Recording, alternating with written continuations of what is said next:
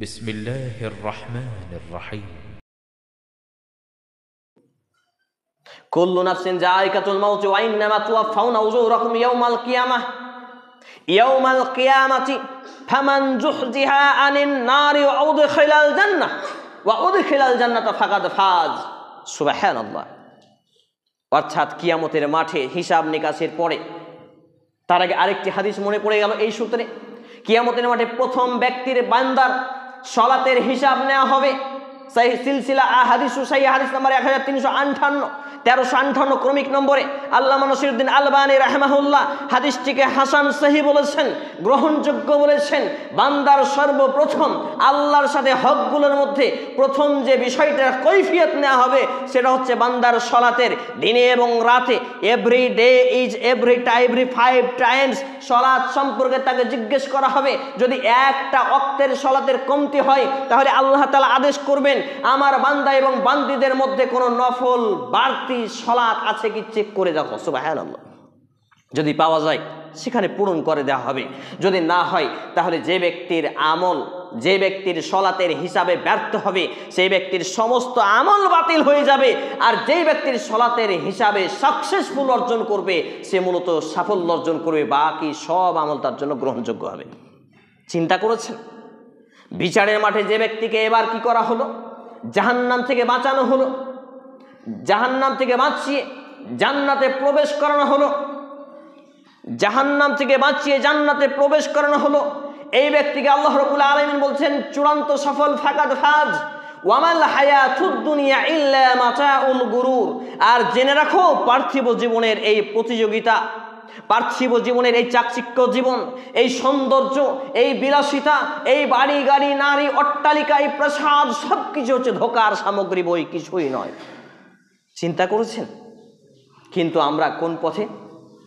দুনিয়ার জীবনে চাকরি, দুনিয়ার জীবনে বাড়ি গাড়ি, দুনিয়ার জীবনে ধনসম্পদ, দুনিয়ার জীবনে প্রাচুর্য, দুনিয়ার জীবনে পিএইচডি গবেষক হওয়া, মাস্টার, ডক্টর, প্রফেসর, ইঞ্জিনিয়ার, আরও কিছু হয়ে যাওয়া, আমরা এটাকেই মূলত সফলতা মনে করি। কিন্তু আল্লাহ রাব্বুল আলামিনের 5 পয়সা মূল্য না দিয়ে বললেন কি কথা? অমাল হায়াতুদ দুনিয়া ইল্লা মাতাউল গুরুর। এই দুনিয়ার কোনো কিছুই কার্যকারিতা নয়। আর চূড়ান্ত সফল হিসাবে বললেন যেই ব্যক্তিকে জাহান্নামের অগ্নিকুণ্ড থেকে বাঁচিয়ে ওয়া উদখিলাল জান্নাহ, জান্নাতে দাখিল করা হলো, সেই ব্যক্তি হলো চূড়ান্ত সফল। তাহলে চূড়ান্ত সফল পৃথিবীতে কোনো সফলতা নেই। মূলত সফলতা হচ্ছে ইমানি জীবন গঠন করে, মৃত্যুকে স্মরণ করে জীবন গঠন করে তারপরে ইমানের সহিত মৃত্যু আসাই মূলত হচ্ছে চূড়ান্ত সফলতা। কিন্তু আমরা যেগুলো সফলতা মনে করেছি সেইগুলো কোনো সফলতা নয়। এরপরে দ্বিতীয় খুতবার পরে 2 নম্বরে আমি আপনাদের সামনে যে আয়াতে কারিমা পাঠ করেছি সূরা আল মুলক, এটি 67 নম্বর সূরা কুরআনুল কারীমের 29তম পারা 562 নম্বর পৃষ্ঠা, আয়াত নম্বর 2। আল্লাহ রাব্বুল ইজ্জাত বলছেন আল্লাযী খালাকাল মাউতা ওয়াল হায়াতা লিয়াবলুয়াকুম আইয়ুকুম আহসানু আমালা।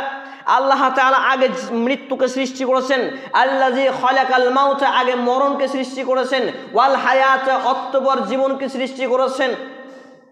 এখান থেকে কি বোঝা যায়? জীবনটা হলো মৃত্যুর কাছ থেকে ধার নেওয়া মাত্র কিছুক্ষণ সময়। আমাদেরকে পৃথিবীতে পাঠানো হলো আল্লাহর ইবাদতের জন্য। সেটা কেন? পরকালের পাথেয় অর্জন করার জন্য, পরকালে আমার জান্নাতের ঘর ক্রয় করার জন্য এখানে পুঁজি গ্রহণ করতে বলা হলো। কিন্তু আমরা পৃথিবীতে এসে পৃথিবীর চাকচিক্যময় দেখে ধোকায় পড়ে বোকা হয়ে এই পৃথিবীকে রঙিন চোখে দেখা শুরু করেছি। যেটা আমি আপনাদের সামনে আয়াতে কারিমা পাঠ করেছিলাম, এটি রয়েছে সূরা আত-তাকাসুর 102 নম্বর সূরা। আল্লাহ রাব্বুল ইজ্জাত বলছেন আলহাকুমুত তাকাসুর। এই দুনিয়ার প্রাচুর্য, এই দুনিয়ার ধনসম্পদ, এই দুনিয়ার চাকচিক্যময় জীবন তোমাদেরকে মহাচ্ছন্ন করে রেখেছে, তোমাদেরকে আত্মভোলা করে রেখেছে। আল্লাহুস সামাদ। আলহাকুমুত তাকাসুর হাত্তা যুরতুমুল মাকাবির। কিন্তু এই প্রতিযোগিতা, এই মোহ তোমাদের কতক্ষণ পর্যন্ত টিকে থাকবে? হাত্তা যুরতুমুল মাকাবির, যতক্ষণ তোমরা না কবরে পৌঁছে গেছো। আল্লাহুস সামাদ। চিন্তা করুন, তাহলে আমরা কবরে যাওয়ার আগে পর্যন্ত মূলত কবরে পৌঁছে না যাওয়ার আগে পর্যন্ত দুনিয়া নিয়ে মেতে থাকি। মৃত্যুমুখী জীবন আমি এবং আপনি যদি গঠন করতে পারি, আমার এবং আপনার এই জেহেনে, আমার এবং আপনার মস্তিষ্কে একটা জিনিস সবসময় প্রতিটা সেকেন্ড, প্রতিটা মিনিট, প্রতিটা ঘন্টা আমাদের এখানে একটা জিনিস কাজ করবে যে কোনো মুহূর্তে মরতে হতে পারে, যে কোনো মুহূর্তে মৃত্যু আসতে পারে। তাহলে আমার আমল কিসে ভালো হবে, আমার চরিত্র কিসে ভালো হবে, আমি হালাল হারাম বেছে খাবো কিভাবে, আমার প্রত্যেকটা বিষয় কোরআন এবং সুন্নাহমুখী কিভাবে হবে, আল্লাহর সন্তুষ্টি অর্জনের জন্য, জাহান্নাম থেকে বাঁচা এবং জান্নাত প্রাপ্তির জন্য কর্ম হবে। কিন্তু আমরা যদি মৃত্যুমুখী জীবন না গঠন করতে পারি, তাহলে আমাদের জীবন ভয়ঙ্কর থেকে ভয়ঙ্কর জায়গা অবস্থান অপেক্ষা করছে। অতএব আমাকে এবং আপনাকে অবশ্যই মৃত্যুমুখী জীবন গঠন করতে হবে। মৃত্যুমুখী জীবন নিয়ে আমার এবং আপনার জীবনকে সাজাতে হবে। আমি আপনাদের সামনে যে হাদিসটি পাঠ করেছিলাম, সময় যেহেতু আপনাদের এখানে বেঁধে দেওয়া হয়েছে 12:30টায়, 2-4 মিনিট চেয়ে নিচ্ছি।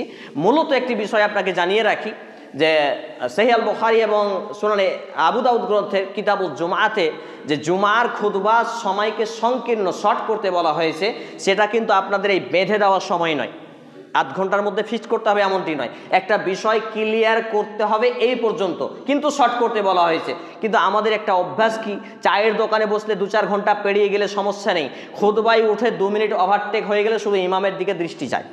খতিব যদি তাশাহুদে বসে একটু লম্বা দোয়া করে, হয়তো পিতামাতার জন্যই দোয়া করছেন, শেষ তাশাহুদে সালামের বৈঠকে পেছন থেকে সিগন্যাল আছে, তাড়াতাড়ি শেষ করেন নইলে আপনার খবর আছে, ইমামতি খেয়ে নেব।